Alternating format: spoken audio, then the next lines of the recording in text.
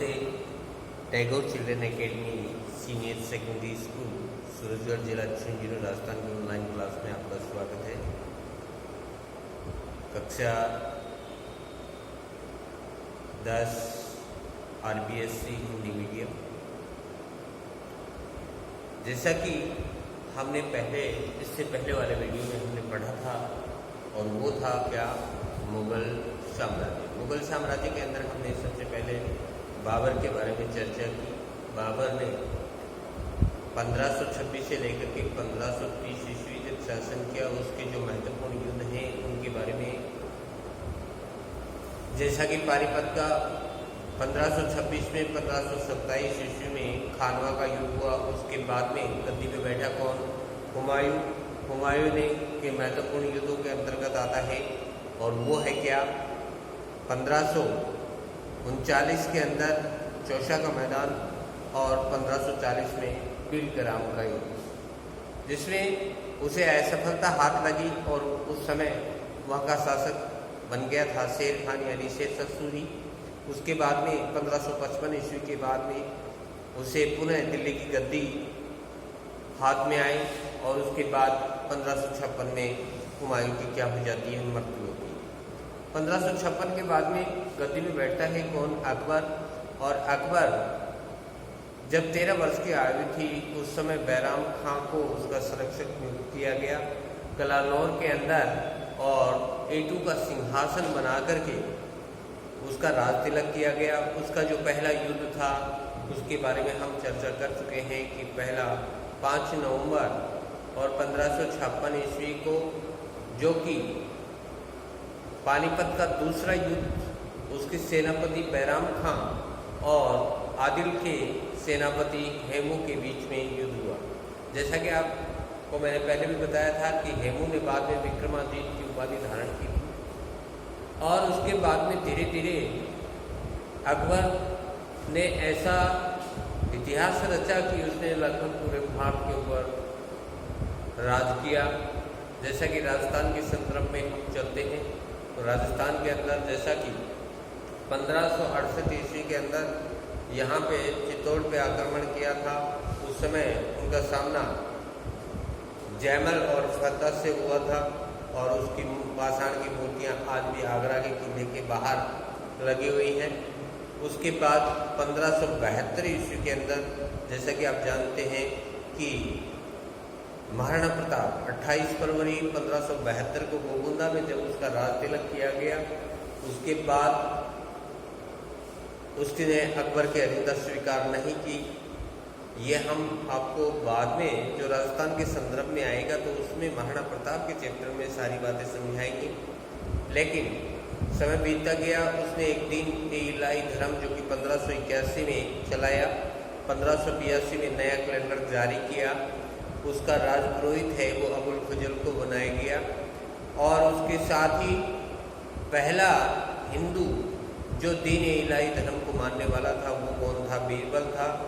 उसके बाद धीरे धीरे ऐसा होता गया जो कि बाद में जो कि दिवेर का युद्ध हुआ 1582 ईस्वी में। उसके बाद में 84 के अंदर जैसा कि हमने आपको बताया था पहले भी कि 84 के अंदर उन्होंने इस प्रकार से कर दिया था कि 1584 के अंदर अब्दुल रहीम खान खाना को खान खाना की उपाधि से वशीभूत किया गया था अकबर के द्वारा। और इसी के साथ जैसा कि 1605 ईस्वी में उसकी मृत्यु हो जाती है।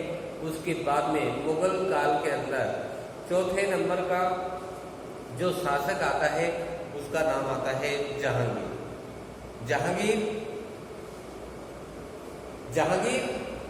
ये 1605 ईस्वी में गद्दी में बैठा और 1627 ईस्वी तक इसने क्या किया, शासन किया। इसकी जो उपलब्धियों के बारे में जो जानकारी प्राप्त होती है उसमें ये पता चलता है कि उसने नूरजहां यानी जिसका नाम क्या था, मेहरुनिसा से विवाह किया। मेहरुनिसा एक विधवा थी और उससे उसने विवाह किया, जो कि उसके इस प्रकार से उसने अकबर की परवाह न करते हुए बहनोनिसा से विवाह किया। साथ में ही यहाँ पे 1600 अकबर के जीते जी ही 1602 ईस्वी में उसने अबुल फजल का क्या कर दिया, वध कर दिया। उसके बाद में सिखों के गुरु अर्जुन देव को भी उसने क्या दी, मौत की सजा सुनाई। यानी उसने हमेशा वीणा बजाने में वो माहिर था। अगर संगीत के बारे में चर्चा की जाती है तो अकबर है वो बेस्ट नगाड़ा वादक था, जबकि जहांगीर था वो वीणा बजाने में माहिर था। और इस प्रकार से उन्होंने क्या किया, 1611 ईस्वी में ब्रिटिश राजदूत हॉकिंस और सर टॉमस रो इसी के काल में, जहांगीर के काल में भारत आए थे। और भारत आने के बाद में यहाँ पे इन्होंने, अंग्रेजों ने अपनी छाप छोड़ी और काफ़ी समय तक राज किया। लेकिन शुरुआत कहाँ से होती है, जहांगीर से होती है। उसके बाद यहाँ पे सांझा, जो कि खुर्रम के नाम से जाना जाता है, ये 1627 ईस्वी से लेकर के और 1658 ईस्वी तक इसने शासन किया। इसके बारे में हम चर्चा करते हैं तो इन्होंने, बताया जाता है कि इन्होंने सांझा का विवाह है वो हासद खान की पुत्री अर्जुमंद बानो बेगम, जो बाद में किस नाम से जानी गई, मुमताज महल के नाम से जानी गई। और उसी के अल्पकाल में मृत्यु के कारण उसके ऊपर बनाया गया क्या, ताजमहल। और 1628 में खुर्रम यानी सांझा का क्या हुआ, सांझा का आगरा में राज्यारोहण हुआ। आगरा में 1828 में। इसको आगे बढ़ करके हम चलते हैं और आगे बताते हैं। उसकी बात में आता है मुगल साम्राज्य के अंदर 5 जो शासक, सांझा खुर्रम के नाम से जाना जाता है, जो कि 1627 ईस्वी में गद्दी में बैठा है और 1658 ईस्वी तक शासन करता है। वैसे तो 1657 ईस्वी तक ही इन्होंने शासन किया। बाद में उसके शुजा, मुराद और औरंगजेब, ये इनके पुत्र थे, जो कि दारा, इन तीनों भाइयों का हत्या करके औरंगजेब है वो गद्दी पे बैठता है। और यहाँ पे 1657 ईस्वी को क्या है, सांझा को कैद कर लेता है और कैद करने के बाद में उसे जेल में डाल देता है और उसमें 1658 ईस्वी में उसकी मृत्यु हो जाती है। और इस प्रकार से 1638 में सांझा ने हुगली के अंदर राज्यों को पराजित किया। और यहाँ पे एक अलग शासक जो कि 6 नंबर पे आता है और वो है कौन,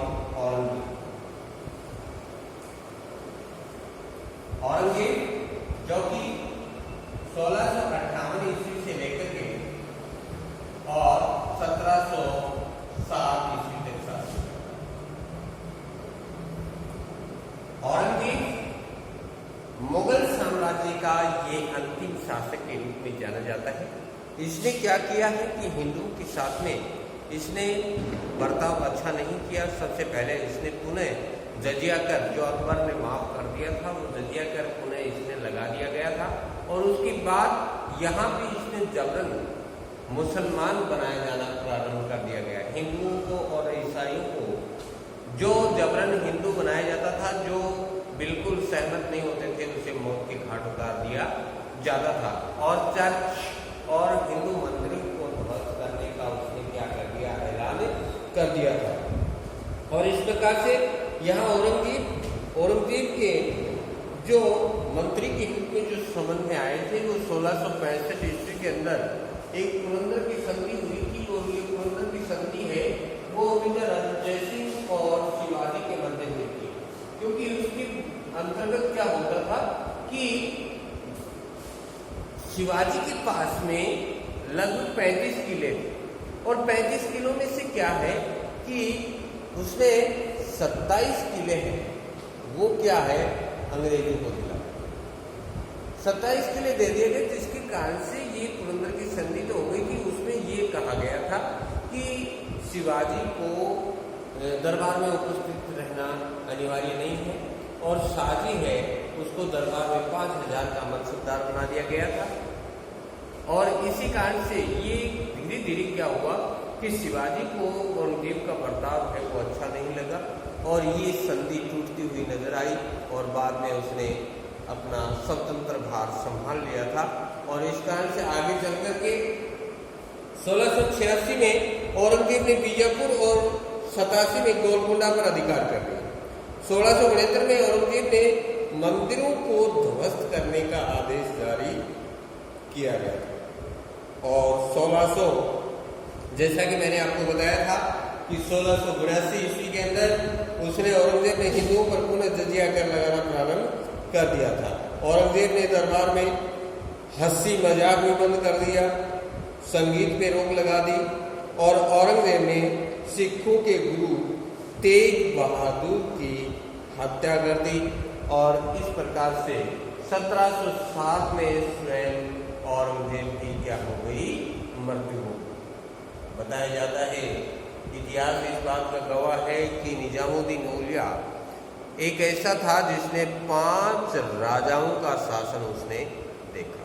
निजामुद्दीन सूफी संत औलिया, और उसने यहाँ तक कह दिया, तो बताया जाता है कि औरंगजेब ने गुस्से में आकर के उसे ये कह दिया गया था कि मेरे आने से पहले दिल्ली छोड़ देना। लेकिन उसने क्या कहा था कि बताया जाता है कि हुजूर दिल्ली अभी बहुत दूर है। ये कहावत उसी समय से चली आ रही है। बताया जाता है कि 1707 में दिल्ली से पहुंचने से पहले ही औरंगजेब की क्या हो जाती है, मृत्यु हो जाती है। उसके बाद में बहादुर शाह गद्दी के ऊपर बैठता है 1707 ईस्वी में, जिसमें जूलियन डोकास्टा पुर्तगाली महिला थी, उसका प्रभाव उसके ऊपर ज़्यादा था और वो हमेशा पुर्तगालियों की क्या किया करती थी, मदद करती थी। और इस मदद होने के कारण बहादुर शाह ने पुर्तगालियों को स्वतंत्र व्यापार करने के लिए छूट दे दी, जो कि दुआगो जूलियन की उपाधि प्राप्त की उसे। और इस प्रकार से यहाँ पे जो मुख्य जो पतन का जो कारण माना जाता है मुगल साम्राज्य का, और वो मुगल साम्राज्य का जो प्रमुख कारण है वो कौन माना जाता है, औरंगजेब माना जाता है। इस औरंगजेब के कारण मुगल साम्राज्य का पतन हुआ, क्योंकि इसने इतने हिंदुओं का कत्ल करवाना प्रारंभ कर दिया था, जिसके बाद से यहाँ पे मुसलमान हैं वो 2 भागों में बंट गए थे, एक शिया और दूसरा सुन्नी। और ये औरंगजेब है, ये सुन्नी कट्टर मुसलमान था, जिसके कारण से उसे खामियाजा भुगतना पड़ा। और यहाँ पे मुगल सम्राट फर्रुखसियर ही एक ऐसा शासक था जिसने अंग्रेजों को भारत में मुक्त व्यापार करने का फरमान जारी कर दिया, आदेश जारी कर दिया था। उसके बाद क्योंकि 3000 रुपये के बदले में यहाँ पे अंग्रेजों को मुक्त व्यापार करने की अनुमति प्रदान की थी, और वो प्रदान करने वाला कौन था, फर्रुखसियर, मुगल सम्राट फर्रुखसियर, जिसने अंग्रेजों को व्यापार करने की अनुमति प्रदान की थी कर मुक्त। और उसके बाद में दिल्ली सल्तनत के बारे में चलते हैं, और दिल्ली सल्तनत के बारे में, दिल्ली के अंदर कौन कौन से इसका जो प्रशासन है उसके बारे में हम चर्चा करते हैं, और प्रशासन के बारे में हम अध्ययन करेंगे। अभी देख, अब आता है दिल्ली सल्तनत प्रशासन। और दिल्ली सल्तनत प्रशासन है, इसको इतने भागों में बांटा गया है। पहले सुल्तान, फिर अभी हमें कुल 2 भागों में बांटा गया है, तुर्क, गैर तुर्क, मजलिस एक खलवा, जो कि जिसका वर्णन नीचे किया गया है। यहाँ पे दिल्ली सल्तनत प्रशासन यानी मुगल काल के अंदर यहाँ पे सुल्तान की जो भूमिका थी वो सर्वोपरि थी। ये अंतिम सर्वोच्च न्यायाधीश होता था। जो भी निर्णय अंतिम निर्णय होता था वो किसका होता था, बादशाह का होता था, सुल्तान का। उसके बाद में जो अमीर होते थे उसमें 2 प्रकार के होते थे, तुर्क और गैर, जिनका भी उनका सम्मान किया जाता था। मजलिस एक खलवत, जो कि ये अपने आप में एक महत्वपूर्ण स्थान रखती थी। सबसे पहले वजीर है, इसका कार्यालय है, जिसको क्या कहा जाता था, दीवान-ए-निजात कहा जाता था, जिसमें लगान वसूल किया जाता था। इसके साथ में सहयोगी खजांची होते थे, खजांची होते थे जिसे खजीन कहा जाता था, महालेखा परीक्षक होता था उसको मुस्तौफी कहा जाता था, हिसाब संग्रह करता था उसको मजे आधार कहा जाता था। फिर उसके बाद में आता है वजीर के बाद में आरिजी मुमालिक। आरिजी मुमालिक होता है, ये क्या है, सेना का प्रधान सेनापति होता था। जो भी सेना का जो भी लेखा जोखा या जहाँ पे उसकी जो मनसबदारी है उसका सारा लेखा जोखा है वो किसके पास में होता था, आरिजी मुमालिक के पास में होता था। उसके बाद में आता था दीवान-ए-इंसा। दीवान-ए-इंसा है, ये क्या है, शाही पत्र का दायित्व संभालना। जब एक राजा के पास में दूसरे राजा का किसी प्रकार से कोई समाचार आते थे, एक प्रकार से डाक विभाग का कार्य किया जाता था और शाही पत्र लिखने की जिम्मेवारी होती थी, वो किसकी होती थी, दीवान-ए-इंसा की होती थी। उसके बाद में आता है दीवाने रियासत, जो कि विदेश मंत्री की भांति इसका कार्य होता था। फिर उसके बाद में आता है सदर उस सुदूर। ये क्या था, एक धर्म विभाग होता था। जिस प्रकार से धर्म विभाग अलग अलग समय के अंदर बाबर ने अलग निर्णय था, अकबर ने बाद में, जैसा कि आप जानते हैं, अकबर ने तीन धर्म चलाया था, तो उसका जो प्रधान कोई थे, जो भी नियम निर्णय जो बनाए जाते थे वो किसके अंतर्गत आते थे, इसी के अंतर्गत आते थे, जिसका दायित्व किसका होता था, इसी का होता था, जो कि धर्म विभाग का प्रमुख होता था। उसके बाद में आता है काजी उल कुजा। सुल्तान के बाद में न्याय विभाग। काजी उल कुजा ये क्या है, न्याय विभाग का दूसरे नंबर का सर्वोच्च अधिकारी होता था। यानी राजा का जो निर्णय होता था वो सर्वोपरि होता था, उसके बाद में दूसरे नंबर का किसी प्रकार का निर्णय होता था तो वो किसके अधीन आता था, काजी उल कुजा का आता था। फिर आता है वरीद मुमालिक। वरीद मुमालिक का होता है, ये गुप्तचर विभाग होता है, गुप्तचर विभाग। लेकिन यहाँ पे राजमहल के लिए 6 कर्मचारी होते थे। नंबर एक है वकील-ए-दर, बारबर, अमीर-ए-हाजी, अमीर-ए-शिकार, अमीर-ए-मजलिस, सरे-जहांदार। और प्रांतीय शासन है, ये इसका केंद्रीय शासन जो है, इसी केंद्रीय शासन का एक छोटा रूप होता था। ऐसा ही प्रांत में होता था, जिसे राजस्व अधिकारी होते थे, उसके जिले का राजस्व अधिकारी होता था, जिसे क्या कहा जाता था, नाजिम कहा जाता था। ये इंपोर्टेंट क्वेश्चन 10वीं के अंदर कभी कभी इसका वर्णन करना होता है तो 4 नंबर का प्रश्न पूछ लिया जाता है कि दिल्ली सल्तनत प्रशासन के बारे में समझाइए। तो इसके बारे में मैं आपके पास में थोड़ा सा नोट्स भी भेज देता हूँ, जिसके कारण से आपको किसी प्रकार की दिक्कत नहीं आएगी। लेकिन मैं फिर भी आपको पुनः एक बार इनके बारे में आपको पुनः बता देता हूँ कि दिल्ली सल्तनत प्रशासन है, इसको 3 भागों में बांटा गया है। सुल्तान जो कि सर्वोपरि यानी सर्वोच्च अधिकारी होता था, उसके बाद में आता था अमीर 2 प्रकार के होते थे, तुर्क और गैर तुर्क, और मजलिस के खलवत, जो कि इसके कई भाग होते थे, जिसके अंतर्गत आता था सबसे पहले वजीर, इसका कार्यालय दीवान-ए-विजरात कहा जाता था इसके कार्यालय को। इसमें खजांची के साथ साथ में ही, और यहाँ पर इसके अन्य जो मुस्तैफी, महालेखा परीक्षक, खजीन, मजूम आदर इसके सहयोगी होते थे। फिर आता है आरिजी मुमालिक। ये 1 नंबर का प्रश्न कभी कभी पूछ लिया जाता है कि आरिजी मुमालिक क्या है। आरिजी मुमालिक क्या होता है कि सेना का प्रधान होता है, सेना का प्रधान होता है, जो भी सेना का कार्य होता है इसी के अंतर्गत होता है। और इसमें आरिजी मुमालिक कभी पूछ लेता है। और फिर आता है दीवान-ए-इंसा। दीवान-ए-इंसा ये विदेश मंत्री की भांति कार्य करता है। दीवान-ए-रियासत ये क्या है, दीवान-ए-रियासत विदेश मंत्री की भांति, और शाही पत्र का दायित्व किसका है, दीवान-ए-इंसा। दीवान-ए-रियासत में इसका सुल्तान के बाद में यहाँ पे धर्म विभाग का प्रमुख होता था। जो बातें होती थी विदेश मंत्री की भांति जो कार्य होता था, दीवान-ए-रियासत ही करता था। सदर उस सदूर ये क्या है, धर्म विभाग का प्रमुख होता था। काजी उल कुजा सुल्तान के बाद में न्याय विभाग का सर्वोच्च होता था। वारिद मुमालिक ये क्या था, एक प्रकार से गुप्तचर प्रणाली का प्रधान होता था, जो कि किसी प्रकार प्रकार का संकेतन होता था तो इसकी जानकारी लेने का कार्य किसका था? वरिदेवमाली। इस प्रकार से ये दिल्ली सल्तनत का प्रशासन है। दिल्ली सल्तनत प्रशासन का वर्णन किया गया है। प्रांतीय शासन है तो इसी के अनुरूप होता रहता है। और आज का वीडियो इतना ही, बाकी हम कर लेंगे। धन्यवाद।